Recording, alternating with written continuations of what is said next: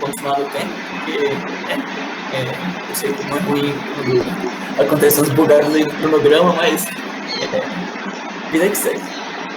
Bom, gente, hoje eu vou falar sobre a relação de felicidade e virtude, mas eu vou focar mais na parte de como a gente constrói uma ética de virtude e não necessariamente de forma tão concreta sobre felicidade, porque eu acho que vocês vão entender melhor a relação entre os dois no final da palestra, depois que a gente construir todo o nosso argumento em conjunto, né? Acho que uma das coisas que eu queria deixar claro para vocês é que, na medida que a gente for falando sobre felicidade e virtude, a gente vai seguir 4 etapas principais. E a principal referência que eu estou usando para essa palestra é um livro do um cara chamado Alasdair MacIntyre. O nome do livro é After Virtue, né? Depois da virtude. Tem uma tradução em português que eu tentei de todo jeito achar e não consegui, infelizmente. Então, se algum de vocês tiver acesso a Depois da Virtude do MacIntyre, aproveita e compra, porque vocês não vão achar em outro lugar, porque parece estar esgotada, aparentemente. Então, a nossa palestra vai seguir 4 etapas. A primeira dela, a gente vai avaliar a falha do projeto iluminista na justificação da moralidade. Depois, a gente vai trabalhar sobre a necessidade da teleologia para construir a nossa ideia de moralidade. Por que eu estou falando de moralidade ao invés de felicidade? Porque na ética das virtudes, o objetivo da formação de virtudes é justamente para que a gente possa alcançar o bem humano, a gente possa alcançar literalmente essa felicidade que dá proposta, essa aspiração que a gente pode considerar como universal. Depois a gente vai discutir algo que a gente chama de virtude narrativa e a sua relação com a lei natural. E depois a gente vai fazer uma breve crítica reformada do conceito de virtude do MacIntyre, aproveitando muito do que ele tem a dizer, mas por meio de uma suplementação que a tradição reformada pode dar à ética das virtudes através de alguns elementos, de alguns aspectos teológicos que talvez faltem a ideia da ética das virtudes, mas que podem ser suplementados de forma construtiva e não contraditória ao projeto que o MacIntyre coloca diante da gente. Esse projeto do MacIntyre, ele é tradicionalmente caracterizado como sendo uma abordagem neo-aristotélica, a teoria das virtudes, que ele retoma muitos dos aspectos que o próprio Aristóteles desenvolveu, tanto na ética quanto nos escritos dele, com relação à sua metafísica, a biologia que ele acabou desenvolvendo na antiguidade, de forma que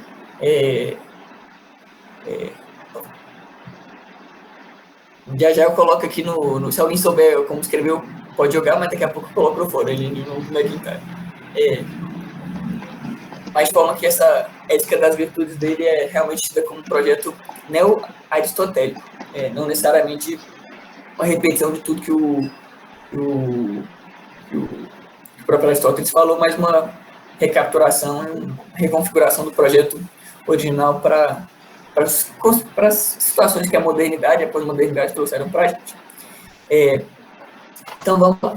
Primeira parte, a falha do projeto iluminista na justificativa da moralidade. Bom, pessoal, como alguns não sabem, a minha área de formação principal é História. Eu estou terminando o curso pela UNB, ainda não terminei, mas geralmente eu gosto de trabalhar algum dado tema sob um ponto de vista histórico, porque, primeiro, eu acho interessante a gente notar que as ideias elas não se desenvolvem em vácuos temporais ou em vácuos sociais, mas as ideias elas têm íntima relação com o contexto que elas surgem. Não necessariamente elas são determinadas, delimitadas pelo contexto, simplesmente, mas elas estão enredadas e envolvidas, a gente poderia dizer até mesmo envoltas dentro de um dado contexto, uma dada de relações humanas. E o próprio MacIntyre, quando ele vai falar sobre o projeto dele, ele deixa muito claro que não dá para a gente falar de ética isolado do contexto social. Basicamente, o MacIntyre fala que a distinção de filosofia e sociologia é uma falsa distinção já baseada nos postulados que ele vai criticar, e que são postulados que ele diz que são exclusivos da modernidade. Ele diz que são postulados problemáticos da modernidade, na hora de trabalhar a relação entre filosofia, ética e sociologia.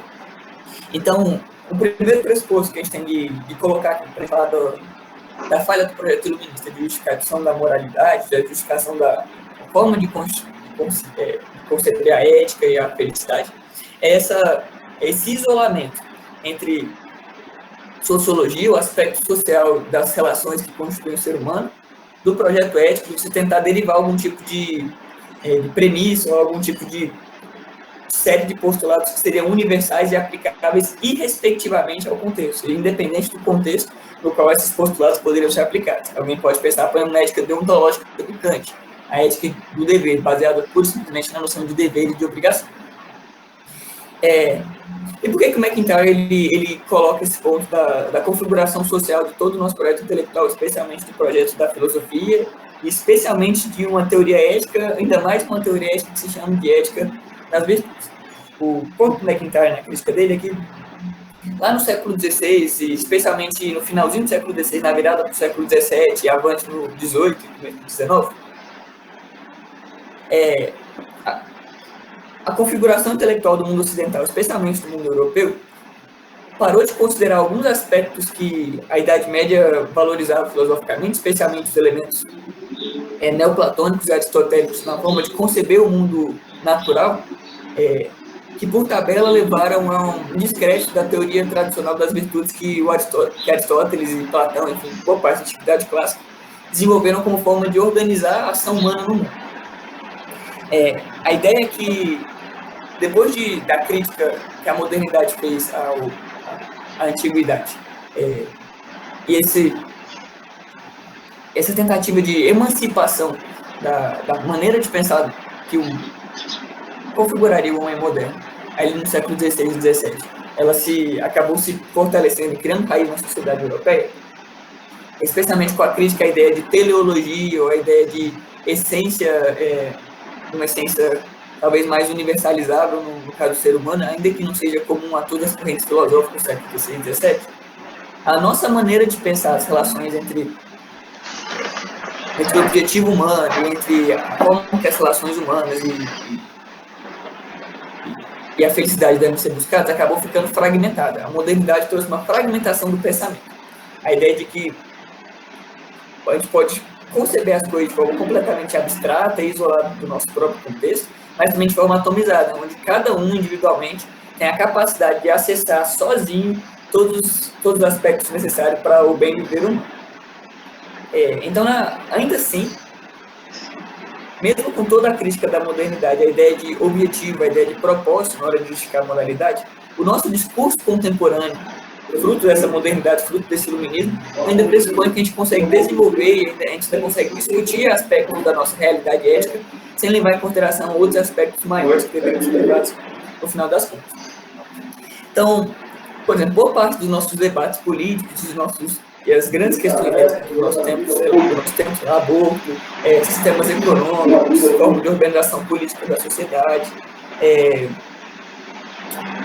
direitos entre igualdade de direitos, direitos civis entre pessoas de gêneros e classes e raças diferentes, estão pautados naquilo que o McIntyre vai chamar de pressupostos irredutíveis na hora de configurar o debate ético. O que seria um pressuposto irredutível? A ideia aqui é que a maior parte dos nossos debates éticos contemporâneos parte de pontos de vista, parte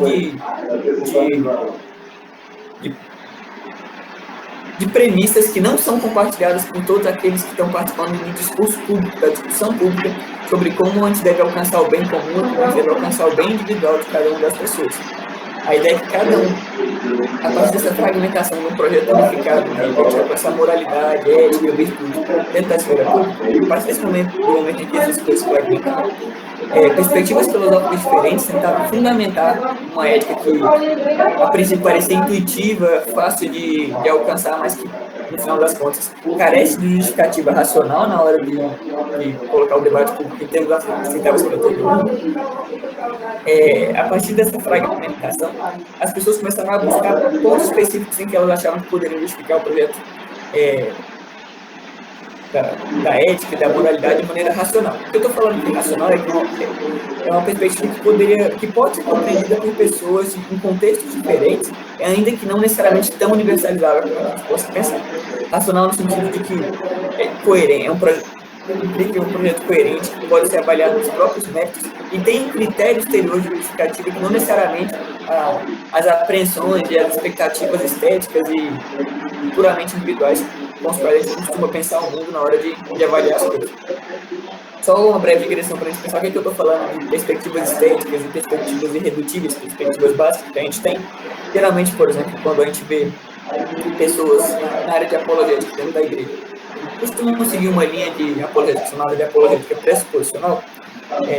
A ideia, por exemplo, dessa linha de apologética, fundamentalmente, na hora de você confrontar o descrente, por exemplo, no seu elemento de descrença, na sua oposição à revelação de Deus, a gente não pode conceder necessariamente um certo... a gente não pode conceder tanto terreno comum na hora de enfrentar o descrente, porque, essencialmente, a gente parte de pressuposições irreconciliáveis.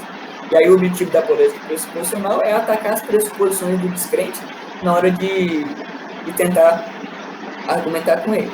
Existem escolas dentro do próprio pressuposto, mas não vou falar que a gente deveria atacar para mostrar a incoerência dos pressupostos do descrente, e outro deveria dizer que o descrente precisa pressupor elementos da fé cristã na hora de construir seu próprio sistema de crença, sua própria cosmovisão no final das contas.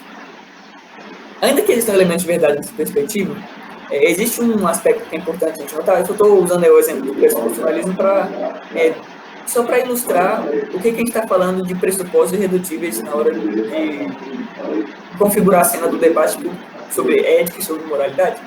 É que no caso do pressuposicionalista, a ideia é que a escolha, essencialmente, dos pressupostos que a gente vai conduzir a algum debate, ela é uma escolha pura e simplesmente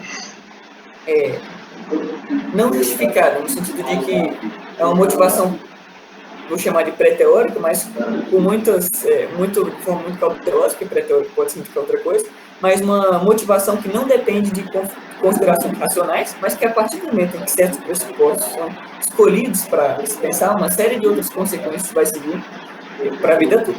Esse tipo de escolha não motivada racionalmente, no primeiro momento, mas que vai estabelecer as bases racionais para o discurso posterior, é esse tipo de escolha que a gente chama de escolha estética, uma escolha imotivada. E motivada não... eu estou falando imotivada para não dizer que ela é arbitrária, porque existe algum elemento da própria realidade que talvez possa motivar essa escolha, mas ele não é explicado em termos analíticos, ele é explicado em termos puramente anteriores à própria configuração do pensamento, à própria configuração do discurso. O problema é que esse tipo de raciocínio, a ideia de que a gente não consegue encontrar terreno comum, justificativa racional exterior que não seja puramente baseada nos aspectos estéticos da escolha de pressupostos, ele cria um impasse na hora de a gente discutir questões de ética e moralidade, ou então questões práticas da configuração tanto da sociedade civil quanto do debate intelectual público, porque a gente cria essa distância, um certo abismo que acaba por ser incruzável. Ora, se cada uma das escolhas dos pressupostos básicos é baseado em escolhas puramente pré-teóricas, escolhas de base puramente estética, não faz sentido a gente tentar confrontar no nível do pressuposto, porque a ideia é que o pressuposto ele não é argumentado, ele é simplesmente assumido e forma as bases do discurso racional posterior. Olha como é que a gente está falando que não. É possível sim encontrar bases comuns para a discussão da ética e da moralidade, não só da moralidade pública, usando ética e moralidade de forma bem um pouco mais genérica, para não entrar na especificidade de cada um dos conceitos, porque existe uma certa diferença, mas a gente vai tratar de certa forma como sinônimo aqui. Mas existe uma possibilidade de a gente alcançar um ponto de justificativa que seria aceitável para os agentes racionais envolvidos no discurso. É claro que, se a gente conversar com corrente que, sei lá, com pós-modernistas extremos, ou então com pessoas de orientação nihilista, não vai fazer muito sentido a gente tentar alcançar essas bases racionais comuns para a organização do discurso, porque eles basicamente uma negação da possibilidade do próprio exercício argumentativo, do próprio exercício de uma racionalidade pública acessível. Mas ainda assim é importante a gente perceber essa racionalidade pública, contanto que ela seja qualificada, que ela está num contexto sociologicamente orientado, ou seja, essa racionalidade é uma racionalidade abstrata, que seria acessível a qualquer indivíduo em qualquer lugar no tempo. Mas ela tem uma configuração histórica, ela se mostra num contexto, numa tradição intelectual, que pelo menos no Ocidente segue desde a antiguidade clássica até o nosso tempo. Tudo isso para dizer que, a partir dessa fragmentação da ideia de que a gente pode sim ter esse fórum, digamos, racional para conduzir o debate público, para conduzir o nosso diálogo, a nossa interação na esfera pública, intelectualmente, e essa ideia que eu exemplifiquei, ilustrei agora, que o McIntyre chama de incomensurabilidade. Ou seja, se você não consegue parear a análise crítica dos pressupostos intelectuais que a gente tem em jogo, como então a gente vai justificar a moralidade e o projeto da busca da felicidade? E lembre-se, lembra das primeiras palestras, da palestra do pastor Mateus, do pastor Emílio, enfim, do Felipe, que a gente teve até agora, onde a gente mostrou claramente que ética e felicidade são coisas que estão intimamente relacionadas. A ética é a parte da filosofia que lida com a maneira que a gente vai viver bem, a fim de que a gente alcance a felicidade. Então, o fato de a gente não ter, por causa de uma certa fragmentação do pensamento, uma atomização da ação dos indivíduos, bases suficientes para a gente pensar uma ética que possa ser comum, ou pelo menos em bases comuns para toda a discussão pública, isso cria noções diferentes do que seria felicidade e de como a gente poderia alcançar. E essas noções, elas se tornam ainda mais complicadas quando entra esse elemento da incomensurabilidade, porque a partir do momento que esse elemento entra, a gente não consegue configurar as nossas relações de forma que a gente possa ordenar a vida das pessoas como um todo a alcançar essa felicidade.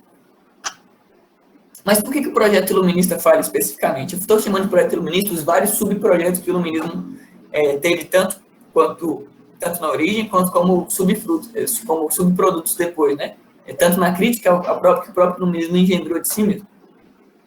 Então, vamos pegar, por exemplo, a ética kantiana. Como é que a ética kantiana ela seria falha na perspectiva do MacIntyre na hora de organizar essa discussão da racionalidade da busca da felicidade, da racionalidade do projeto da virtude? A ética kantiana, que a gente chamaria daquela ética deontológica, a ética do dever, e, gente, eu não vou fazer nenhuma crítica aprofundada, até porque eu não sou especialista em filosofia, não sou especialista em Kant, e eu estou fazendo uma abordagem bem superficial aqui daquilo que a gente tem diante da gente. Acho que talvez o Jojo e outras pessoas aqui que estudam filosofia mais a fundo poderiam apontar tanto tentativas de argumentação mais robusta para o projeto kantiano, enfim, para o projeto iluminista como um todo de justificação da moralidade, quanto para críticas mais robustas do que eu vou apresentar aqui. Então, eu estou completamente baseado aqui na autoridade do MacIntyre, sintam-se livres para contestar isso. Mas voltando então, essa ética kantiana que a gente chamaria de ética do dever, ou deontológica, deontologia, aquele que trata especificamente do dever, ela parte do pressuposto de que é sim possível justificar racionalmente o nosso projeto ético, projeto de configuração ética para a sociedade, a partir do postulado que a gente não deveria tratar as pessoas como meios, mas sim como fins em si mesmo. Isso é razoável, eu acho que a gente não deveria trazer nenhuma objeção a esse projeto a princípio. Só que no final das contas, você tem que se perguntar, por que eu não deveria tratar as pessoas como meios e sim como fins? No final das contas, você não tem nenhum outro postulado, além desse, que justificaria o projeto da ética kantiana, de você tratar as pessoas simplesmente como fins e não como meios para dar ações de outro, além daquilo que o próprio projeto tenta postular para si mesmo. A ideia é que é tão racionalmente justificável dizer que, bom, eu poderia tratar, na realidade, eu poderia configurar o esquema de forma completamente egoísta, o oposto de como o Kant configurou. Por que eu não poderia dizer que, na realidade, o postulado fundamental da ética é que eu posso tratar todas as outras pessoas como meio, só eu como fim, e todo o projeto justificativo da moralidade, no final das contas? Por que eu não posso tratar todas as coisas no mundo como chegando ao meu redor para justificar os meus próprios fins? Bom, se você não tem configurado já de antemão a ideia do valor intrínseco do ser humano, ou pelo menos a ideia do valor de todos os seres humanos, não só do meu próprio valor, no final das contas, na hora de configurar tanto a moralidade quanto a ética das minhas ações, eu não tenho nenhum tipo de justificativa exterior à maneira como eu vou construir racionalmente meu discurso ético, que não esses postulados incomensuráveis. E mesmo que a partir desse postulado que o Kant coloca ali, a gente realmente consiga derivar um sistema de ética razoavelmente coerente, não tem nenhuma justificativa exterior ao projeto que me diga por que eu devo aceitar aquele postulado inicial. Então, por mais que eles são elementos úteis e eu acho até produtivos, né, nessa ideia de dever como fundamentação da ética, ainda assim, não fica claro o porquê eu deveria aceitar, no primeiro momento, todo esse projeto que o Kant tenta construir no final das contas.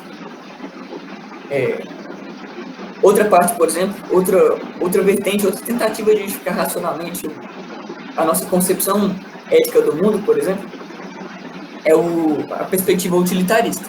Inclusive, o utilitarismo ele é um caso interessante em questão, porque o utilitarismo ele já mudou a maneira de conceber as relações éticas, as relações de moralidade na sociedade já na segunda geração. O próprio Stuart Mill já estava reconfigurando aquilo que o Bentham tinha proposto ali no século XVII.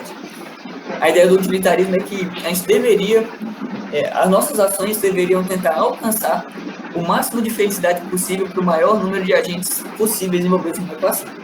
O único problema é que isso não necessariamente se torna claro de por que esse é o caso. Não, da mesma forma que a ética kantiana não fica claro por que eu deveria alcançar, aumentar o número máximo de felicidade possível para o máximo de ações de pessoas possíveis. E existem outros dois problemas envolvidos. O primeiro é o do cálculo da felicidade. Como é que eu vou saber que um dado curso de ação vai alcançar o máximo de felicidade para o máximo número de pessoas envolvidas? E o segundo existem tipos distintos de felicidade, de gozo, de fruição no mundo possíveis e disponíveis para um dado agente, para uma dada pessoa, para um dado agente moral.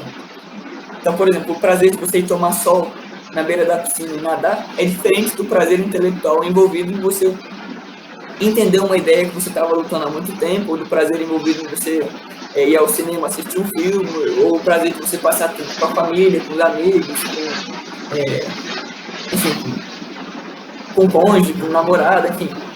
São tipos distintos de prazer e a configuração utilitarista, ele não diz qual desses cursos de ações deveria ser buscado em última instância, porque você disse que toda ação, que a justificativa moral da situação é aquele curso de ação que vai trazer o máximo número de felicidade, a quantidade máxima de felicidade, o maior número de pessoas ou de agentes morais possível. Na realidade, na prática, se torna ilegítimo um monte de cursos morais que você poderia buscar e que, bom, pelo menos em outras concepções, são perfeitamente racionais de se buscar sem que se envolva nenhum tipo de problema. Então, a incomensurabilidade ela vai além da ideia de pressupostos diferentes no caso do utilitarismo. Ela já começa no tipo de busca de felicidade disponíveis a um dado agente moral já no início. É um problema que a justificativa racional aparece logo no começo. É por isso que o John Stuart Mill, na hora dele criticar esse postulado inicial do utilitarismo, reformular o utilitarismo dele, ele vai distinguir entre prazeres superiores ou bens superiores e bens inferiores. Naturalmente, ele vai ter que distinguir entre bens e custos de ações melhores e custos de ações inferiores. Mas, no final das contas, não necessariamente esses bens superiores vão ser aquilo que um dado indivíduo vai considerar o custo de ação feliz, no final das contas, na busca dele. Então, o utilitarismo ele apresenta ainda também alguns outros problemas de justificativa da racionalidade de um dado custo de ação moral, porque ele cria essa incomensurabilidade não só entre as premissas de sistemas éticos diferentes, mas entre as próprias premissas do que se constituiria felicidade e como a gente deveria organizar a ação ética para a busca dessa felicidade no final das contas. Bom, a gente falhou então a ética deontológica parece que tem alguns problemas fundamentais por quem interessa para os seus postulados. O utilitarismo ele também parece regado de problemas em como ele vai conceber e orientar a ação ética e a busca da felicidade do mundo. A gente tem então aquilo que o McIntyre vai chamar, e no século XIX, especialmente a primeira metade do século XX, vai ver surgir nascendo então, uma concepção intimamente ligada à falha desses dois projetos, que é o que o McIntyre vai chamar de emotivismo. E a ideia de que a tentativa da gente fazer todo tipo de discurso, de injunção moral, injunção ética, todo tipo de declaração de valor que a gente faz, isso é bom, isso é ruim, é baseada não necessariamente no valor, no conteúdo que a gente está propondo nessa frase, mas simplesmente no que o indivíduo aprova ou reprova. Então, quando eu falo isso é bom, a ideia do emotivista é que eu estou simplesmente dizendo aquilo que eu acho que deve ser buscado, não necessariamente aquilo que me apraz, aquilo que eu aprovo, não necessariamente se algo é bom ou ruim externamente, objetivamente, disponível a todos os indivíduos captarem e perceberem por si mesmos. Por que esse aspecto do emotivismo é importante de a gente salientar aqui, nesse momento de clímax da tensão, da fragmentação dos projetos que o iluminismo trouxe na sua esteira citativa e justificativa da moralidade. Bom, a ideia é que, se eu não consigo justificar para todo mundo, eu posso dizer, então, que todo tipo de discurso ético, todo tipo de discurso que envolva moralidade e juízos de valor sobre o que é bom ou ruim, é necessariamente uma pura expressão dos desejos do indivíduo que enuncia, não nenhum tipo de declaração de valor que deveria ser aceitada por todo mundo. Isso cria, então, um estado em que toda a nossa discussão ética, no final das contas, vai se resumir ao que a gente aprova e o que a gente discorda. E aí você acaba com todo tipo de debate, discussão ética, porque, bom, essas apreensões do que me apraz, daquilo que aprova, são baseadas naquilo que a gente colocou no começo. Nas percepções estéticas e nas disposições imotivadas que o indivíduo traz para a esfera pública na hora de discutir moralidade e discutir ética. O que significa, então, que o modo de organização das ações por excelência vai emergir com aquilo que o McIntyre chama da modalidade de administração do gerente, e como ele faz uma discussão sociológica, ele vai falar que a epítome desse modo de pensar emotivista do discurso, do conteúdo da ética,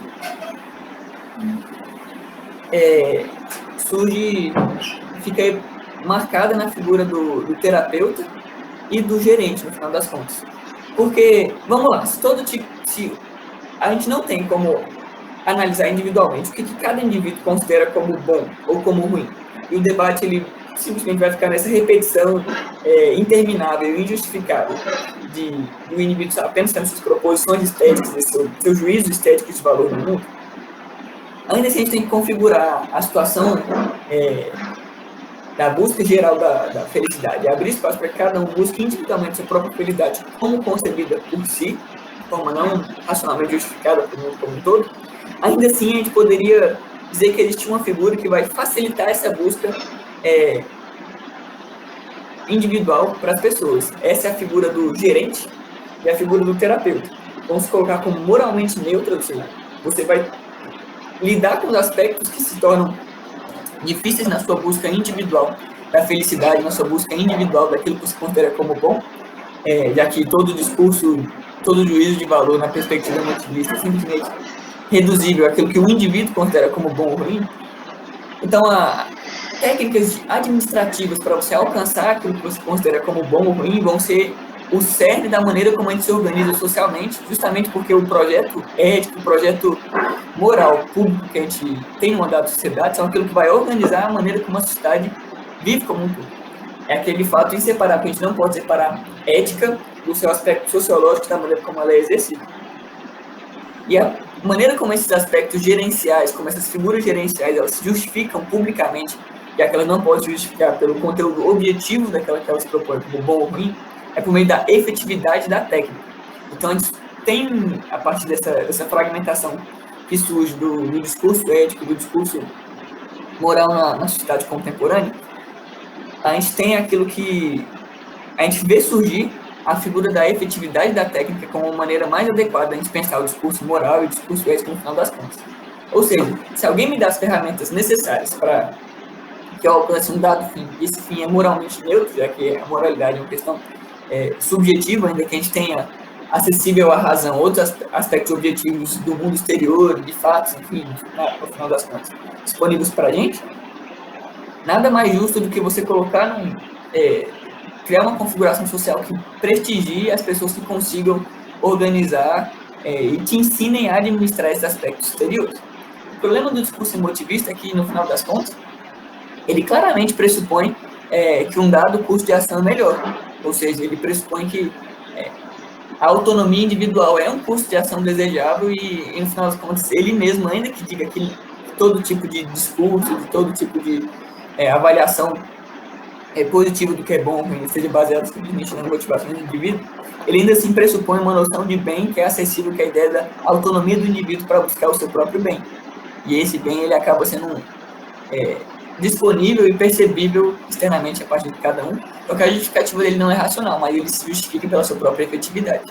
E aí o McIntyre vai ligar isso com o projeto sociológico, especificamente do Max Weber, a ideia de uma sociedade que a burocracia ela se justifica porque ela é eficiente, todo tipo de organização burocrática, ela tem a própria eficiência como justificativa do seu custo de ação, e a ideia do terapeuta como aquele que ajuda para administrar as neuroses, que impedem que você alcance um estado feliz, ou então a ideia daquele que vai te ensinar a administrar um estado de tensão mental, um estado de ansiedade generalizada para que você alcance o bem-estar mental, o bem-estar físico, o bem-estar social, no final das contas. Isso tudo deixa a gente numa situação um pouco complicada. Assim, a situação está realmente assim, fragmentada.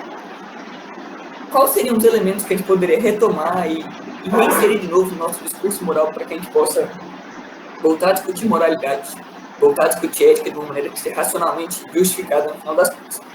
E aqui é a chave para aquilo que o MacIntyre vai propor, que é a ideia da necessidade de teleologia na hora de a gente pensar moralidade, na hora de a gente pensar ética. O problema de todas essas formas de justificativa racionais da ética dentro do iluminismo é que todas elas tinham faltando um elemento-chave, que era o elemento-chave da ética clássica, que era o elemento da teleologia. Não estou falando de teologia ainda, estou falando da teleologia, ou seja, a ideia de propósito.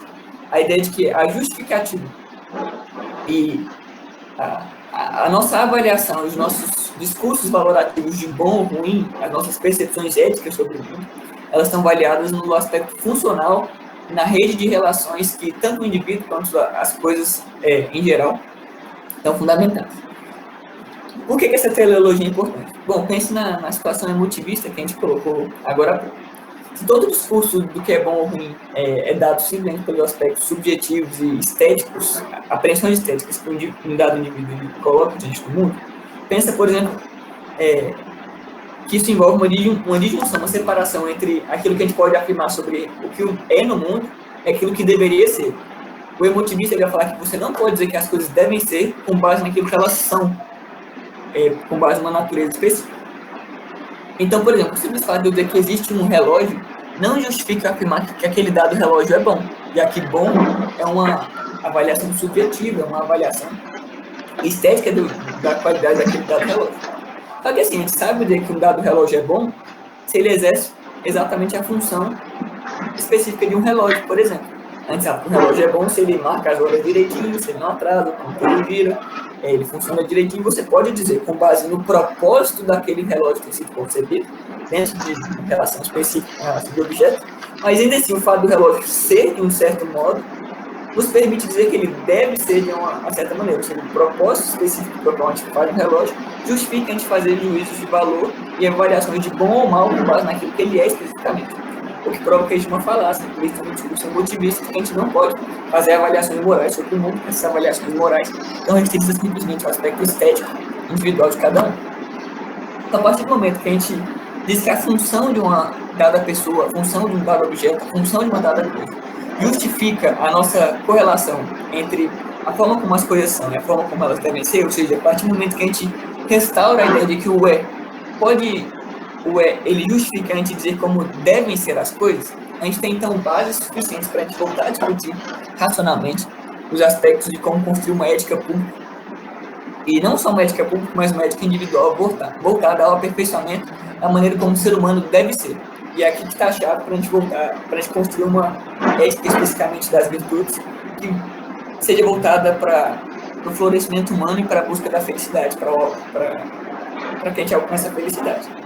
No final das contas, mesmo que o MacIntyre rejeite por uma configuração biológica, que a gente cai naquele essencialismo de que, bom, a maneira como o ser humano é biologicamente determina necessariamente todas as relações sociais dele, já que a cultura extrapola em muitos dos nossos aspectos biológicos, ainda assim, cada um de nós não pode se conceber de maneira atomizada, individualizada, o resto da sociedade como um todo, porque cada um de nós está envolto em uma rede de relações que impliquem funções específicas para cada um de nós. E essas funções para cada um de nós é que vão determinar um curso de ação correto,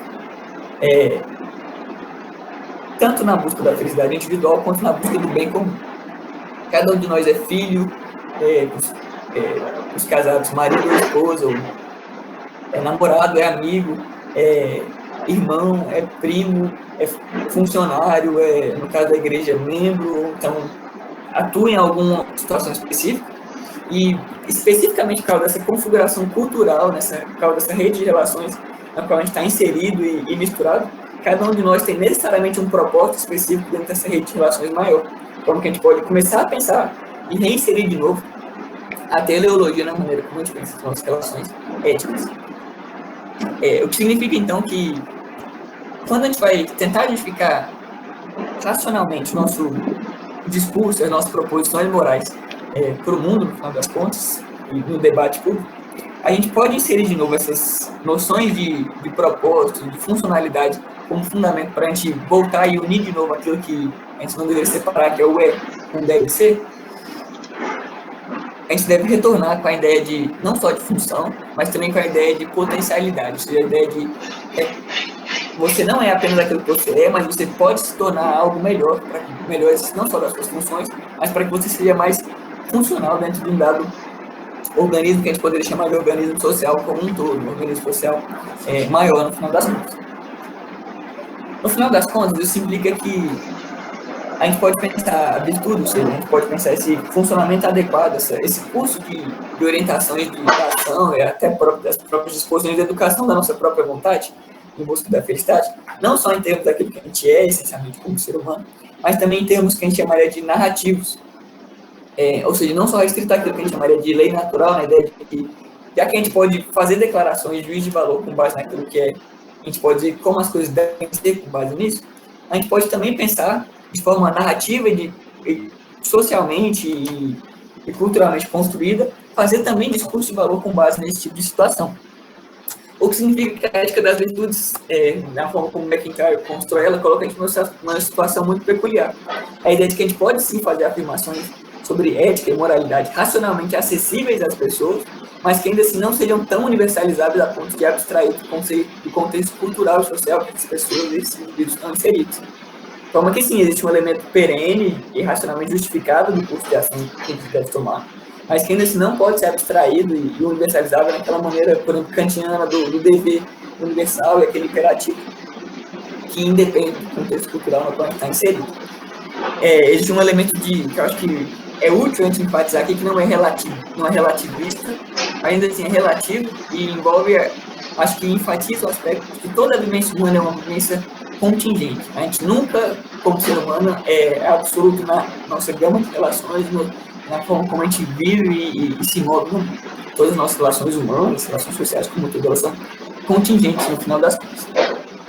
É por isso que o McIntyre ele não vai fundamentar a ética das virtudes dele no aspecto biológico do ser humano, mas ele vai fundamentar naquilo que chama de prática, de narrativa e de tradição. A fundamentação prática é a forma como a gente percebe que um dado curso de ação ele promove bem o florescimento. O aspecto narrativo envolve a maneira como a gente concebe a nós mesmos, as nossas próprias comunidades. É interessante porque existe um historiador chamado Benedict Anderson, que ele vai criar um conceito que é o conceito de comunidade imaginária. Quando o Benedict Anderson ele cria o conceito de comunidade imaginária, ele está dizendo que as nossas comunidades elas existem não como um dado da natureza, mas porque a gente concebe elas daquela forma, tanto em oposição a outras comunidades, mas como grupos que partilham de uma certa identidade organizada, fundada a partir de algo específico. A gente cria narrativas para a nossa comunidade, para a gente mesmo, que justifiquem a nossa própria identidade, no final das contas. E essa justificativa da nossa própria identidade, tanto individual quanto comunitária, são maneiras de pensar funcionalmente o exercício da virtude, o exercício da ética para um florescimento do bem comum. Como que a narrativa ela é uma forma interessante da gente conceber e pensar a noção de virtude, porque sempre que alguém te pergunta quem você é, instintivamente, intuitivamente, você conta uma história. Quando alguém pergunta quem é você, bom, eu sou cristão, nasci em Goiânia, vim de tal família, minha namorada é Beatriz, meu irmão é Daniel e Isabela, meus pais são esses, eu sou membro da igreja cristã familiar, minha vida foi essa e essa aqui. A maneira como a gente constrói quem a gente é e as comunidades constroem a si mesmo, ela é baseada na narrativa. Como que a gente quer um discurso racionalmente acessível, não só para a gente mesmo, mas para a comunidade na qual a gente está inserido, a gente deve privilegiar o aspecto da narrativa como formação, não só da identidade, como formação do aspecto funcional que a sociedade, aquela cultura propõe para si. Esse aspecto narrativo associado à prática, ele vai criar uma reflexão contínua, um diálogo contínuo dentro dessa própria comunidade, que a gente chama de tradição. Não que a tradição seja uma restrição impositiva, mas a tradição ela é uma, de certa forma, uma relação já pronta para ele, que a gente não precisa reconstruir do zero todas as vezes, entre o diálogo entre prática e narrativa na construção não só da identidade, mas na construção de um contexto social que a gente pode discutir racionalmente a maneira de agir corretamente, a maneira de exercer a virtude no mundo. E são basicamente esses os elementos que o McIntyre propõe para a gente formar virtude. Para a gente pensar virtude não só em termos neoaristotélicos, mas em termos que vão tentar transcender a falha do projeto iluminista de justificar racionalmente a construção de uma ética comum, uma ética acessível e racionalmente discutível na esfera pública, não restrito às pretensões, dos aspectos estéticos de cada indivíduo. Bom, eu acho o projeto do McIntyre muito interessante, eu acho até que a gente deveria, proporia até que ele deve ser levado muito a sério para a gente como crentes, porque a Bíblia pressupõe uma certa estrutura de funcionalidade, de teleologia como o contexto moral, o contexto ético no qual pensar a ação humana. Só que ainda assim, especificamente para mim, não sei vocês, mas para mim, pertence à tradição reformada, me identifico com a tradição reformada em termos de teologia, isso envolve algumas problemáticas. A proposta do McIntyre envolve alguns problemas teológicos que precisam ser levados em consideração também. E aqui eu vou apresentar alguma interação em um diálogo crítico proposto por um cara chamado Peter Voss. Ele vai discutir a proposta do McIntyre a partir de alguns elementos da tradição reformada para tentar criar uma síntese, para complementar a ética das virtudes com uma teologia, com elementos da teologia reformada, com corretivos da teologia reformada. Ou seja, ele vai propor vídeos de suplementação dessa tradição ética das virtudes que a gente poderia chamar de boa tradição. O problema de algumas noções do McIntyre é que ela, de alguma forma, envolvem a noção de que a gente pode aperfeiçoar a gente mesmo e a sociedade puramente pelo discurso racional, puramente pela ideia, por via da nossa própria vontade, como se a vontade, ainda que ela não fosse autônoma, ainda assim, ela se configura de maneira que ela pode orientar a si mesma. Para a gente que leva a sério, por exemplo, uma soteriologia e uma antropologia que o apóstolo Paulo coloca, por exemplo, isso coloca algumas dificuldades, porque a gente sabe que o ser humano ele tem os desejos do seu coração maculados e manchados pela queda. O pecado não deixou incólume a nossa própria vontade, de forma que a gente possa desejar o bem e pura simplesmente seguir esse bem na medida que a gente só deseja. Ou seja, o puro desejar e ter correta noção intelectual do que é o bem não capacita a gente a buscar completamente esse bem que está disposto dentro da gente. É aquilo que a gente chama da doutrina da depravação total. A depravação total ela afeta todas as áreas da vivência humana. Como que mesmo que a gente entenda que a existão de virtude pode ser buscada, ainda assim ela coloca alguns empecilhos para a gente pensar como a gente pode buscar a virtude, tanto individualmente como sociedade. Porque a depravação total não é um fenômeno puramente individual, mas atinge toda a configuração social e todas as culturas, no final das contas. Ainda assim, a tradição reformada ela coloca algumas coisas interessantes que são a noção da santificação e da união com Cristo, para a gente poder corrigir esse problema da nossa imperfeição moral. A ideia é que, por meio da união com Cristo, a gente é capacitado novamente, a gente é restaurado nessa teleologia, porque o ser humano, como imagem de Deus, ele foi criado para refletir essa imagem de Deus. Uma vez que a queda ela corrompe, mancha a imagem de Deus no homem, o fato da encarnação e da obra redentora de Cristo, por meio do poder do Espírito, unir pessoas regeneradas ao próprio Senhor Jesus e restaurar nelas, por meio dessa união à imagem de Deus, habilita elas de novo a exercer essa teleologia de modo funcional e de modo a refletir a glória e a imagem de Deus no mundo.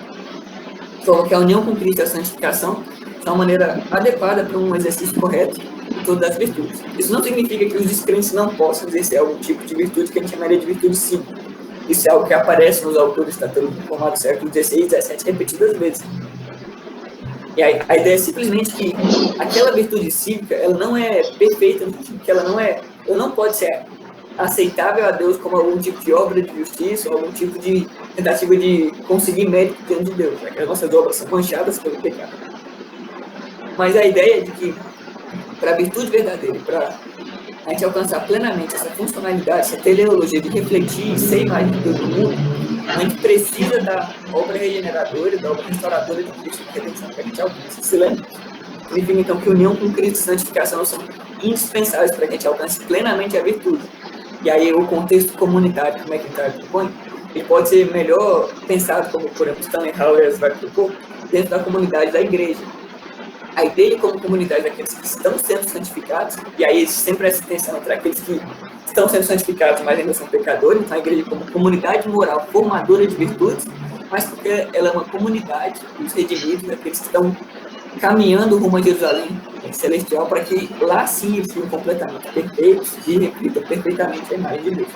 Então, a igreja, dentro da concepção reformada, ela acaba se tornando uma comunidade formadora de virtude, uma comunidade virtuosa que vai intrínseca e necessária ao processo de santificação, já que a igreja, como o povo unido a Cristo por meio do Espírito, é aquela que está melhor habilitada e a única que pode, pelo poder do Espírito Santo, vencer o pecado, o poder do pecado na própria vida, e não simplesmente exercer a virtude que a gente chamaria de virtude cívica, aquela virtude que até os pagãos podem exercer, ou seja, esse elemento teológico importante, porque a depravação total e aí o pecado, a mancha que o pecado traz, tanto na vontade quanto no intelecto humano, são necessários para que o ser humano possa alcançar essa felicidade no sentido do bem viver proposto pelo próprio Deus, essa comunhão com Deus que não existe a parte do Senhor Jesus.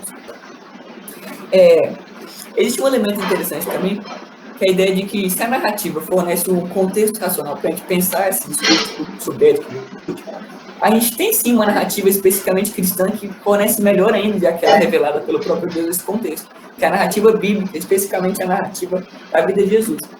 Por meio do batismo, todo crente é identificado com a própria vida de Jesus, já que por meio dele a gente não só morre e ressuscita com Cristo, a gente está assentado nos lugares celestiais, a gente participa de toda a vida de Jesus, já que Jesus é dado por nós e é dado a nós, não só na comunidade da igreja, mas é o batismo que sela e marca e sinaliza essas realidades na vida do cristão.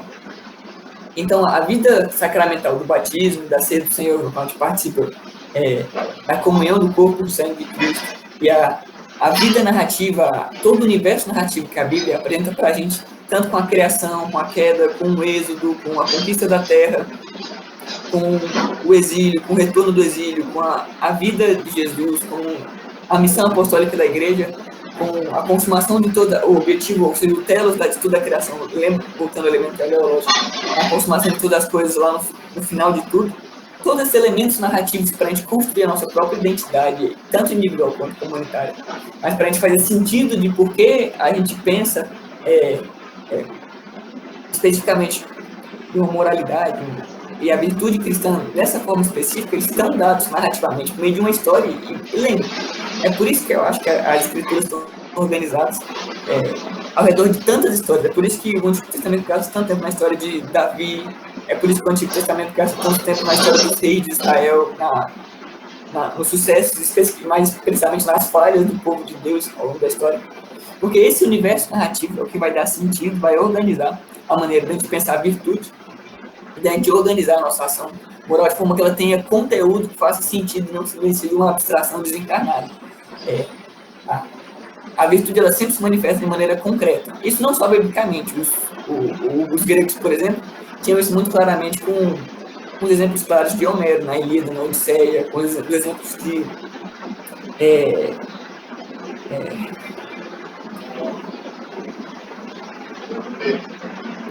todo o ciclo que a gente tem, por exemplo, na Eneida, de Virgílio, enfim, ou em outros clássicos da história ocidental, da longa Idade Média, a gente tem os ciclos, por exemplo, que até mesmo as comunidades tradicionais costumam participar dos vikings, por exemplo, todas aquelas histórias, enfim, todos esses elementos narrativos, eles organizam o centro da vida da sociedade, as identidades das sociedades, porque é o elemento narrativo que vai organizar a maneira como a gente vive. E na Bíblia, especificamente, esse aspecto narrativo ele está estruturado em torno da noção de pacto. É por isso que sempre que as injunções, os mandamentos de Deus estão articulados para a comunidade da aliança como comunidade da aliança. E percebam, esse elemento narrativo não envolve uma quebra, uma descontinuidade com o mundo natural, como se o mundo natural não tivesse regras. Mas eles envolvem esses elementos da lei natural, da maneira como Deus criou o mundo, como Deus criou o ser humano para ser, dentro da dimensão da redenção. Por isso que os pactos aparecem como uma dimensão narrativa que organiza o discurso moral na Escritura, como forma de orientar não só para a formação de ações, que seria certo ou errado no contexto, mas para uma dimensão de formação de identidade, de renovação da pessoa por inteiro, não só das ações dela, mas de quem ela é por inteiro, especificamente na identificação de quem ela é por inteiro. Um exemplo claro é essa estruturação narrativa que a noção de pacto faz para a gente, está lá no prólogo dos 10 mandamentos. Lá em Êxodo, Moisés começa os 10 mandamentos assim: eu sou o Senhor teu Deus, que te tirou da terra do Egito, e aí não terás outros deuses diante de mim. O que é interessante o prólogo dos 10 mandamentos começar com quem Deus é e o que ele fez, recontando a história do Deus, para justificar não terás outros deuses diante de mim. É que a ideia de que a gente vai obedecer os mandamentos de Deus não é baseada por simplesmente no fato de ser um mandamento. O fato de ser um mandamento de Deus justificaria suficientemente a gente obedecer esse mandamento. Mas ainda assim, os mandamentos de Deus não são arbitrários, porque eles são fundados na ordem que o próprio Deus estabeleceu, mas são fundados por uma relação pessoal de aliança e de uma história, tanto individual quanto coletiva, que o povo passou com o próprio Deus que justifica essa relação e o desenvolvimento dessa prática. No sentido que o povo está envolvido em relação de resgate que o próprio Deus fez lá no erro. Ou seja, existe essa narrativa comum entre Deus e o povo de Israel, ou entre Deus e a igreja, que justifica não só para além do simples mandamento de Deus, mas justifica no nível pessoal e no nível afetivo a maneira como a gente vai ter formado as virtudes e vai agir de uma maneira concreta e correta. E assim a gente vai alcançar a felicidade, como o pastor Mateus definiu, nessa comunhão com Deus, como eu gosto da definição do catecismo de Westminster, a gente vai alcançar de fato esse fim principal do homem de gozar a Deus e glorificá-lo para sempre nesse contexto narrativo que envolve também tradição, mas que é estruturado ao redor da noção de pacto. E pacto, lembre-se, pacto significa Deus vindo em direção ao homem, formando com ele uma aliança, ou seja, essa disposição de Deus para com o homem, que vai além da mera ordem do mero comum. Então é interessante a gente notar que a ética das virtudes ela é produtiva para a gente pensar o discurso ético, o discurso moral, e justificar racionalmente, de maneira que torne inteligível o debate público, mas, para além disso, ela é passiva de correção teológica, que deixa de maneira mais rica, aprende de maneira mais rica como as Escrituras e o Evangelho estão integrados, estão no centro para como o cristão concebe as próprias virtudes, não da maneira como o pagão concebe independente de Deus e do mundo que Deus criou, da história que Deus dá para a gente nas Escrituras, especificamente a identificação que a gente tem com a própria história do Evangelho na pessoa de Jesus. Então, esses corretivos teológicos são importantes, para que aí sim a gente tenha uma visão completa de felicidade. É que o próprio Aristóteles e, enfim, Platão e outros nomes grandes técnicos das virtudes reconheceram que aqui a gente não consegue alcançar plenamente a felicidade. O cristão sabe, não só porque Deus disse, mas porque a gente está identificado com a vida de Cristo, que a verdadeira vida só pode ser alcançada em comunhão com Deus, e essa comunhão só pode ser alcançada por meio do pacto e da realização das promessas de Deus para nós e por nós, na pessoa de Jesus. Então, é isso que eu queria propor para vocês hoje. Eu tentei condensar o máximo possível, então eu falei muito rápido, porque tinha muita coisa para falar, mas fiquem à vontade para perguntarem alguma coisa, para corrigirem, proporem algumas coisas. Vou dar uma olhadinha no chat que vocês falaram agora. E sintam-se livres para perguntar, comentar, falar de alguma coisa que não ficou clara ainda, para ver o que a gente pode fazer aqui, pessoal. Valeu, Peregrino. Gente, fiquem à vontade aí para perguntar. Temos bastante tempo ainda. Aí o Eric colocou aqui no chat, né, da relação do oposto da ética do Kant com a ética da Ayn Rand, não sei como é que fala o nome dela direitinho, mas realmente parece que é o oposto mesmo por causa dessa incomensurabilidade dos pressupostos aí. Eu acho que isso só ilustra bem que a gente está numa cacofonia moral na hora de discutir moralidade na esfera pública, de modo que não tem nenhum crivo racional para a gente justificar entre as várias opções do iluminismo aí. Só um comentário. Esses corretivos teológicos mostram que o McIntyre também tem um certo probleminha histórico, porque ele fala que a ética reformada, a ética calvinista especificamente, rejeitou a ética das virtudes como um todo, mas isso é historicamente inacurado. Na realidade, a gente tem nomes como Pedro Marti Vermigli, Armando Spolano, o próprio Calvino, enfim, outros nomes da teologia reformada que usavam uma estrutura aristotélica, uma estrutura de ética das virtudes fortemente enraizada no sistema teológico, mas com essas correções teológicas que eu acho importante salientar aí. Peregrino, você acha que essa crítica reformada à ética das virtudes, ela pode ser usada como recurso para fazer apologética? Acho sim, Eline. É bom, essa pergunta é muito boa, na realidade, para a gente salientar algumas coisas. É uma crítica que não rejeita a ética das virtudes, mas ela incorpora e balanceia alguns elementos, né? Ela mostra como ela é boa, importante. Eu acho que sim, dá para a gente incorporar na prática da apologética, por exemplo, para mostrar que a maneira como, não só o descrente, mas às vezes até mesmo como crentes pensam a apologética entre a igreja, né? Entre dentro dos próprios muros da igreja, mas às vezes o próprio crente não entende é a racionalidade de por que ele deve obedecer à lei de Deus, ou porque a lei de Deus é boa, perfeita e agradável, como o apóstolo Paulo fala. Acho que é uma forma de mostrar para as pessoas que a vontade de Deus é de fato boa e que Deus não é um grande estraga prazeres cósmicos, mas é aquele que chama a gente para desfrutar de verdadeira vida com Cristo. Acho que dá sim para usar ele. Obrigada. Eu também achei, é bem razoável, né?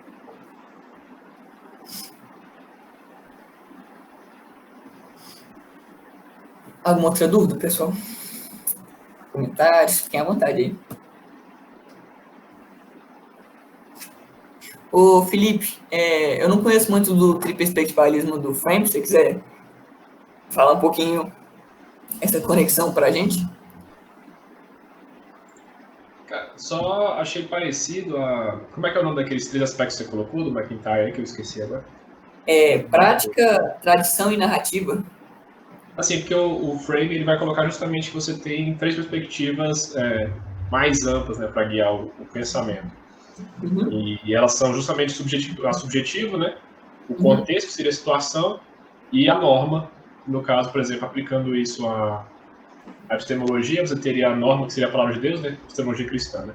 O contexto, ou seja, o situacional, e o subjetivo, tudo, Deus se manifesta nessas 3 coisas, e as 3 coisas juntas, elas fazem, se complementam, né? Elas não são independentes, mas você também não pode analisar nada a partir de um ponto sozinho, né? E eu achei interessante quando você falou isso, porque me parece que o McIntyre está partindo de um ponto parecido, assim, de que você não pode ver as coisas de uma forma simplista. O todo é mais complexo, né? Você tem a situação, você tem o indivíduo, você tem uma norma, você tem como ver as virtudes de uma forma mais ampla, porque ela envolve muito mais complexidade do que você pegar simplesmente, como você falou, né? Simplesmente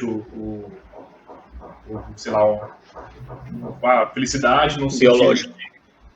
Biológico, exatamente, ou então de você simplesmente conseguir sensações melhores e tirar as piores, né? Eu achei interessante, assim, porque eu acho que tem um ponto de diálogo, assim, né? Para falar mais eu teria que estudar um pouco mais, não só achei interessante, que eu acho que dá para fazer um ponto de diálogo interessante. Aí eu imagino com certeza, Felipe. Acho que esse ponto de manter sempre a atenção à racionalidade do discurso, ainda assim, evitar de abstrair ele da experiência humana concreta e da nossa contingência, das nossas limitações, faz todo sentido. Acho que realmente tem um ponto de diálogo interessante. Só uma recomendação aqui, tem uma... Já que você falou da relação com a epistemologia, a ética esse projeto de recuperação, que eu vou chamar de neo-aristotélico aqui, tanto das virtudes quanto de outras coisas, ele encontra também ecos na área de epistemologia com uma autora chamada Linda Zagzebski. Vou colocar o nome dela aqui. Linda Zagzebski. Ela vai falar sobre a relação de virtude com a formação intelectual das pessoas. Então, para quem quiser, eu recomendo. Caio, sobre o surgimento da ética emotivista, ela surgiu com eu pulei algumas partes que o McIntyre desenvolve no livro dele, mas ele vai falar que ela surgiu a partir da percepção de que, bom, a gente não consegue justificar racionalmente, que não com base nessas perspectivas estéticas individuais, esses aspectos puramente subjetivos, né, do que é bom ou ruim. O discurso ético, no final das contas, então, o discurso ético deve ser simplesmente uma declaração de que o que eu digo que é bom ou ruim é simplesmente o que eu acho que é bom ou ruim, não necessariamente o que é bom ou ruim em si, objetivamente falando, né? E aí, essa fragmentação do discurso ético e da impossibilidade de discussão racional da ética, ela cria esse subjetivismo geral, que confunde o que eu digo especificamente com as minhas motivações ao dizer aquilo. Então, eu só digo, a maneira de eu ocultar as minhas motivações por meio de uma pseudo-racionalidade na hora de formular o discurso, no final das contas.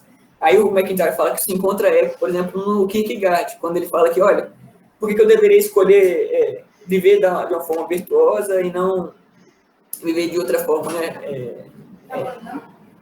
E não de outra forma, né?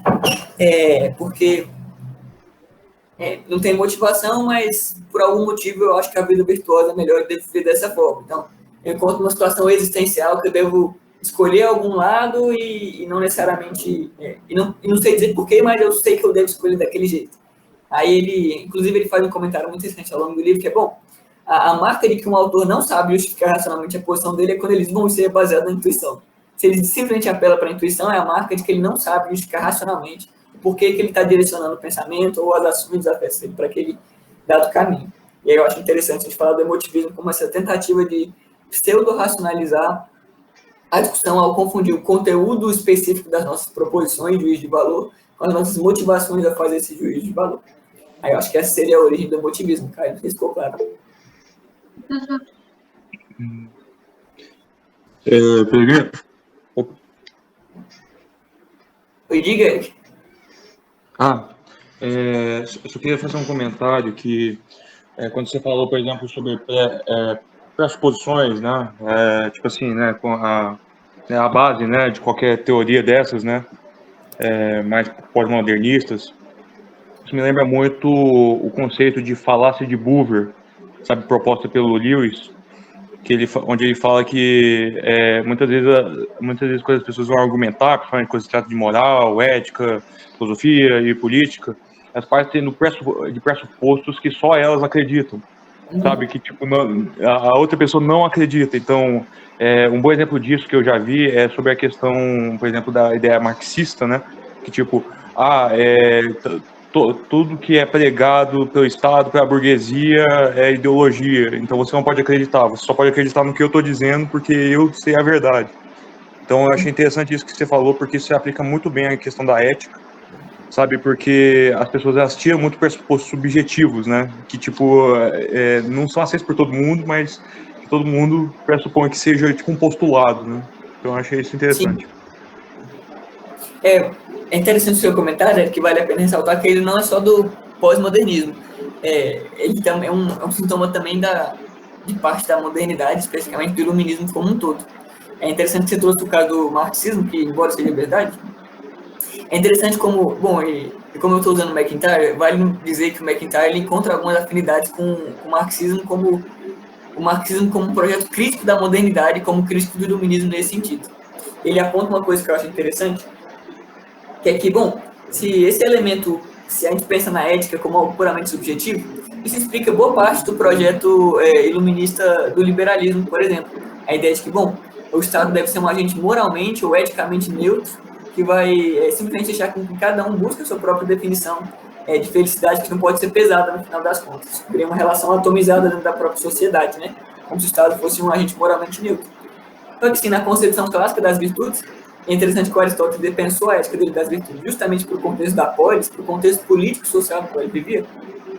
O Estado não é difícil falar de Estado no sentido moderno e forte, weberiano, que a gente fala de Estado hoje em dia frequentemente, mas vou falar de Estado mesmo assim, porque esquematicamente é mais fácil de compreender. Mas o Estado ele não é moralmente neutro na medida que ele está preocupado justamente com o bem comum. E o bem comum é concebido como algo que, nessa dinâmica entre prática, narrativa e tradição, pode sim ser acessível racionalmente e racionalmente debatido na polis, na esfera pública.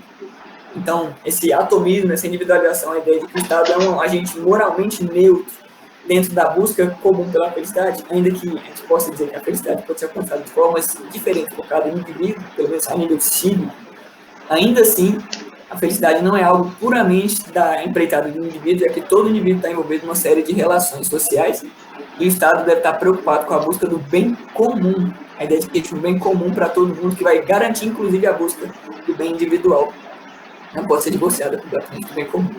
Então, acho interessante pontuar isso daqui, porque são dois pontos onde o projeto iluminista falha, ou no coletivismo, ou no individualismo atomizado do liberalismo, que acabam por desprezar o Estado como tendo um papel moral ativo na hora de regular, ou pelo menos normativizar a busca do bem comum.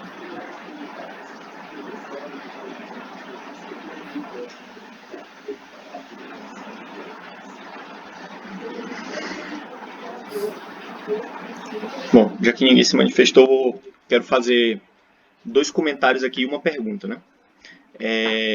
Sobre o primeiro comentário é que essa ideia que o Peregrino está falando aí de emotivismo e desse projeto iluminista, ele é crucial para a gente entender por que a nossa era é do jeito que é, né? Por que a gente ouve as argumentações e os tipos de defesas que a gente ouve na nossa época, né? E isso é muito importante porque nós cristãos, nós estamos envolvidos nisso, nós estamos inseridos nesse contexto, né? É como o David Foster Wallace diz, né, daquele famoso texto dele de ser água, né?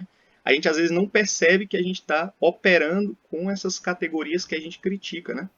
Então essa ética emotivista e que substituiu, por exemplo, a ética clássica, ela opera em nós todo o tempo, nós mesmos cristãos, sabendo que isso é errado, quando nos perguntam assim, por exemplo, por que a homossexualidade é errada, ou por que o aborto é errado, e a gente tem muita dificuldade de justificar por quê. A gente olha para os argumentos dessas pessoas e a gente diz assim, cara, biblicamente é errado e pronto, mas eu não consigo racionalmente dizer por que isso é errado. Isso me parece ter total sentido. A pessoa está fazendo o que agrada a ela, ela não está machucando ninguém e acabou.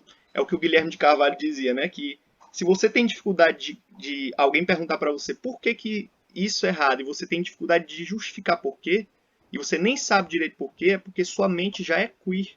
Apesar de você não ser queer, sua mente é queer. Ela opera com categorias que a modernidade opera. E um outro comentário a respeito dessa ideia das 3 perspectivas que tu apontou aí, Peregrino.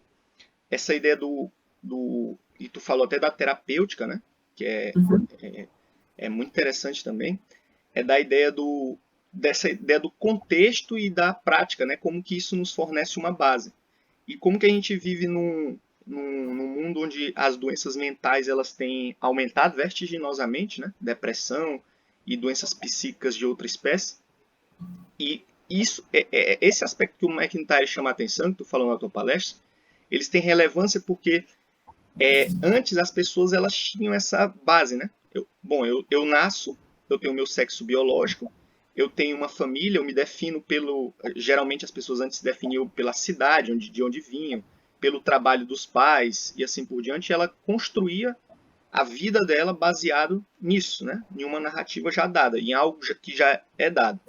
Mas hoje, como a gente vive numa era fluida, em que eu nasço com sexo, mas eu posso não me identificar com ele, então eu posso ser outra coisa, e mais tarde na minha vida, se eu descobrir que eu não quero aquele com que eu me identifiquei, mas voltar atrás eu posso, então tudo é fluido, essa profusão de opções que tem, elas provocam esses delírios, essas neuroses mentais, porque o excesso de escolhas, o excesso de opções, essa liberdade que as pessoas chamam, ela é algo doentio, né? Se você tem muitas escolhas e você não tem um caminho para escolher, isso é perturbador, muitas vezes. Isso não é um sinônimo de liberdade, mas sim de doença, de mais prisão, né? Esses são os 2 comentários, e a pergunta é sobre a questão que tu falou da crítica reformada, né? Porque tu falou da ética do McIntyre e fez a crítica reformada, né? Que a gente sabe que o coração humano ele é deturpado, ele não tem como perseguir um bem maior, porque ele é inclinado justamente para o contrário do que é bom, né? Ele chama o mal de bem e o bem de mal, e assim por diante.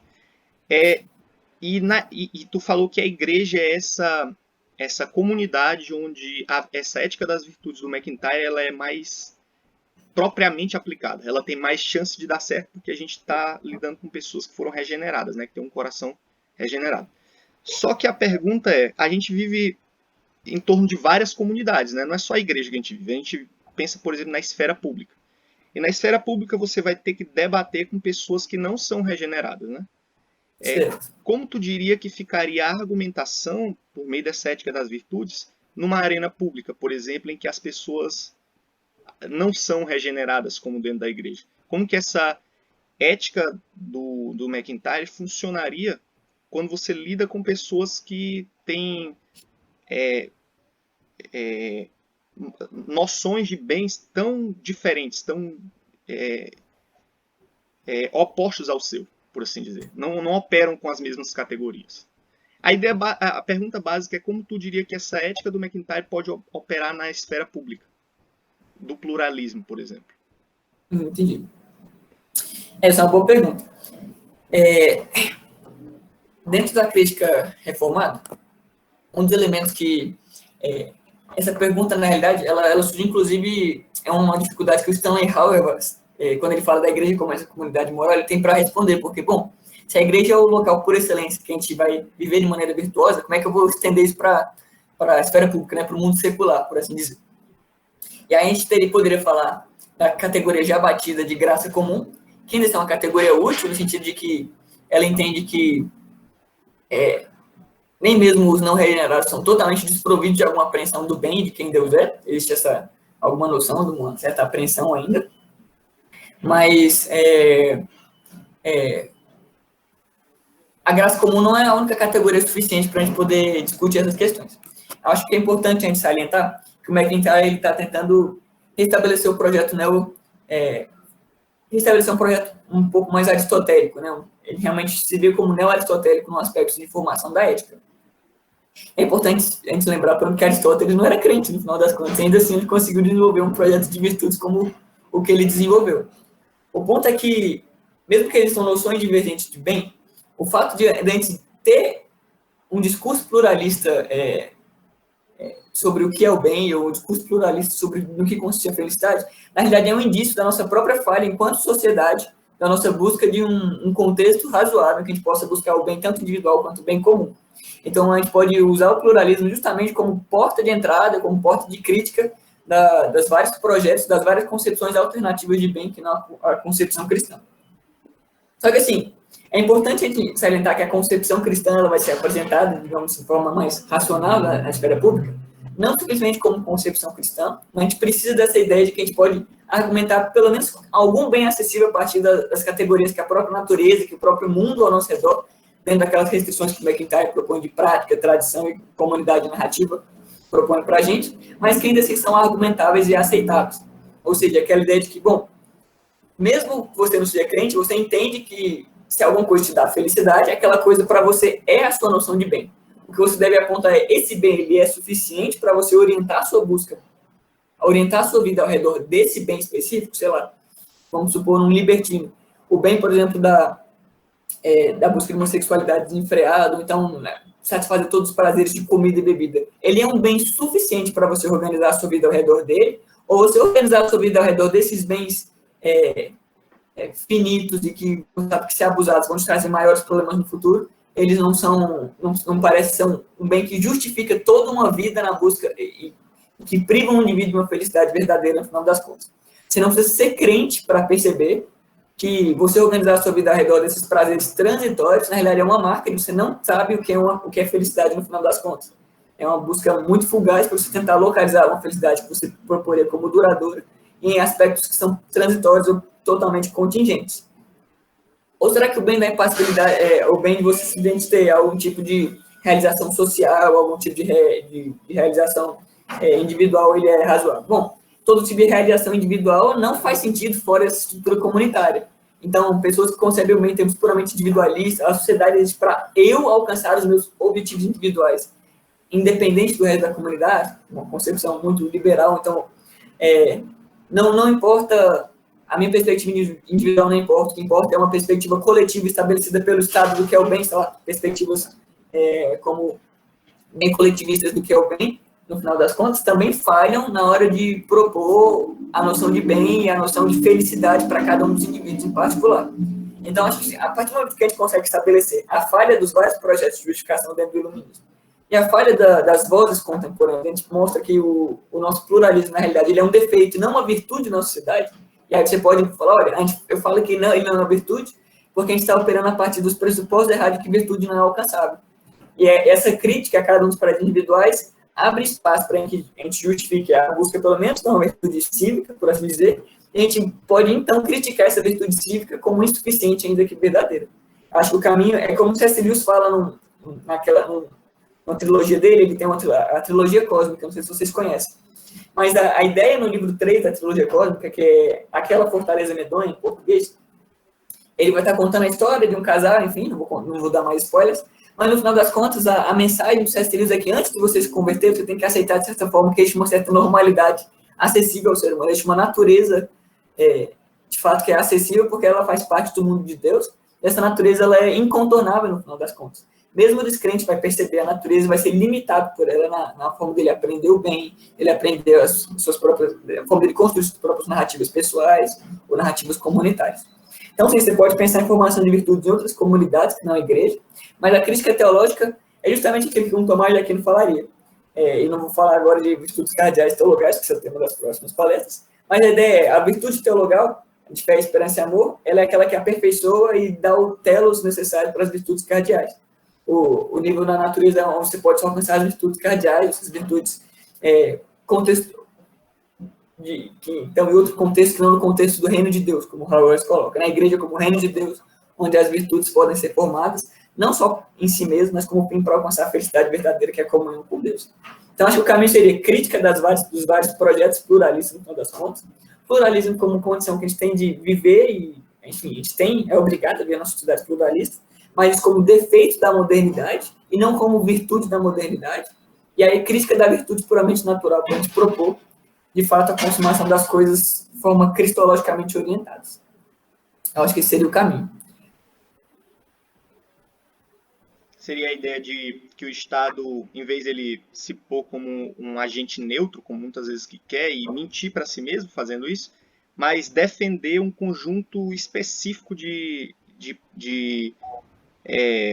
como que eu posso dizer? De artigos morais, de valores, isso. Seria a ideia de que o Estado, ele, em vez de ser, como a gente gosta de, que algumas pessoas gostam de falar por aí, laico, né?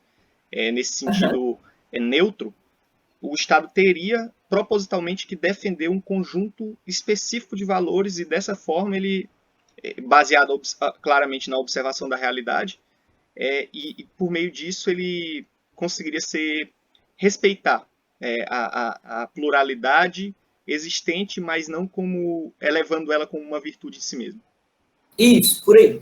E é interessante você ter falado dessa questão do Estado laico, porque recentemente na teologia reformada, especialmente no século XX, surgiu um conceito chamado de teonomia. Para quem não conhece, teonomia é a ideia de que você deve aplicar as leis do decálogo, não só do decálogo, mas as leis do Antigo Testamento, como sendo a norma para a qual a gente deveria reger o Estado.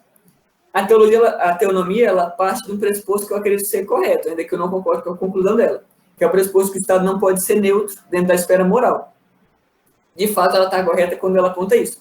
Só que perceba, quando a teonomia propõe que todas as leis do Estado devem ser baseadas na lei positiva, no sentido de não na lei natural, que é acessível a todo ser humano, mas na lei positiva de Deus, ela também está operando com base nos pressupostos da modernidade, o pressuposto da incomensurabilidade dos pressupostos morais. E por isso ela tem uma epistemologia que ela não só é distintivamente cristã, que não acho que é problemático, mas é uma epistemologia distintivamente cristã, mas com sabor moderno, que é distante da concepção clássica dentro da teologia cristã, de como a gente concebe o alcance da razão, mesmo que caída, a essa lei natural que, como Paulo fala, está inscrito no coração do homem.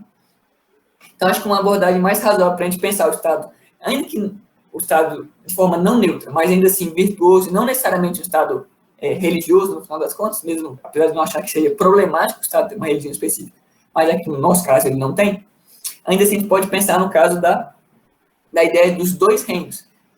A teologia dos dois reinos, ela diz que a realidade, ela tem...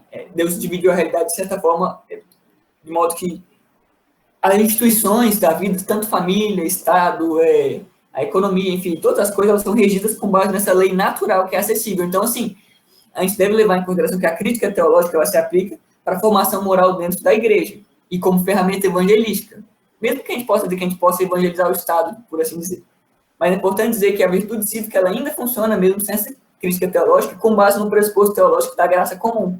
Então, mesmo que a gente diga que a queda tenha corrompido a nossa vontade, as nossas faculdades racionais, no final das contas, ainda assim a ideia da graça comum é um fundamento para a gente pensar numa concepção dos dois reinos que permite a virtude cívica do Estado, o Estado se colocar como agente moral não neutro, mas ainda assim não necessariamente um agente religioso por causa dessa concepção dos dois reinos, em que a ordem externa, a ordem das disposições externas das relações pode ser acessível e racionalmente justificada, mesmo que com base em pressupostos construídos nessa tríade que o McIntyre vai propor.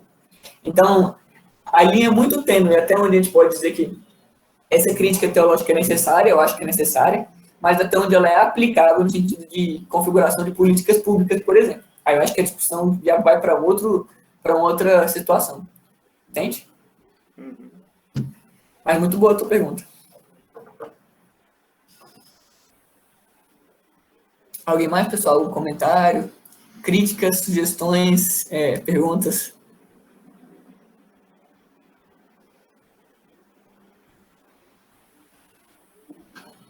O mais engraçado é que o Vantiliano tá calado nessa palestra, né? Cadê Felipe?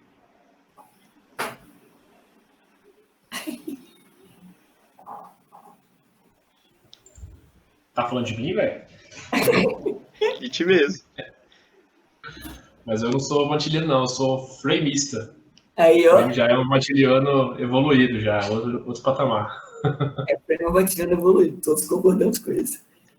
Eu acho que não tem mais perguntas. Acho que a gente pode pedir para te fazer uma oração, Peregrino. Aí a gente já finaliza. A próxima palestra a gente vai continuar em virtude, a gente vai lidar com as virtudes teologais, como a igreja se acostumou a chamar. E a primeira vai ser fé, se eu não me engano. Então a gente vai passar um tempo estudando essas 3 virtudes principais aí. Fé, esperança e amor. Não é fé, Bia? Esperança. É esperança primeiro. Eu acho que esperança, se eu não me engano, é a Maria que vai dar a palestra pra gente. Então, fiquem atentos aí. A gente vai ter uma série de 3 palestras. Não, Vitor, esperança sou eu, semana que Ah, a vem. esperança é tu, então é verdade. Fé que vai ser a Maria. É isso mesmo. Então, a gente vai estudar essas 3 virtudes aí e afunilar cada vez mais. Então, obrigado pela presença de todos. Agradecer também o Peregrino pela palestra, muito boa. Muita coisa para pensar aí. E é isso. A gente já encerra. Faz uma oração pra gente, Peregrino. Vamos orar então, povo. Eu tô com fome aqui também. Senhor, te bendizemos pela tua palavra, Pai, porque ela nos provê não só um contexto narrativo, mas por meio dela sabemos que podemos participar da vida de Cristo, que é Cristo por nós, e que nos salvou, meu Deus, de uma vida autocentrada, uma vida de alienação de ti e do nosso próximo, meu Deus. Te peço, Pai, que o Senhor forme em nós as virtudes para que possamos alcançar melhor uma boa vida e possamos, de fato, exercer de maneira correta a imagem do Senhor no mundo, a qual o Senhor nos criou para refletir a tua própria vontade, para refletir a tua própria glória, meu Deus. Que, de fato, possamos saber articular e dialogar com o nosso mundo que rejeita, meu Deus, a tua verdade pela injustiça, mas que, por meio, Senhor, da razão que o Senhor nos concedeu, regenerada e transformada pelo poder do teu Espírito, nós possamos apresentar a razão da esperança que há em nós e viver, meu Deus, por meio dessa esperança, fortalecendo todas as outras virtudes e todo o bem viver para que possamos ter comunhão contigo, possamos desfrutar de quem o Senhor é e possamos ser bênção, instrumentos das tuas mãos para o bem das nossas comunidades, das nossas famílias e daqueles que estão ao nosso redor, meu Deus. Louvamos por esse momento de reflexão e te pedimos que o Senhor possa estar nos corrigindo e formando em nós o caráter de Cristo, e Cristo seja de fato formado em nós pelo poder do teu Santo Espírito. Abençoa-nos e despede-nos em paz no resto desse dia e continua abençoando essa série de palestras do SCA, meu Deus, para que possamos, de fato, no final das contas, descobrir o Senhor como fonte de toda a felicidade. Em nome do Senhor Jesus que oramos. Amém. Amém, gente. Boa tarde. Até mais para vocês. Vamos comer. Amém. Tchau pra Tchau, todos. gente. Bom almoço pra todo mundo aí.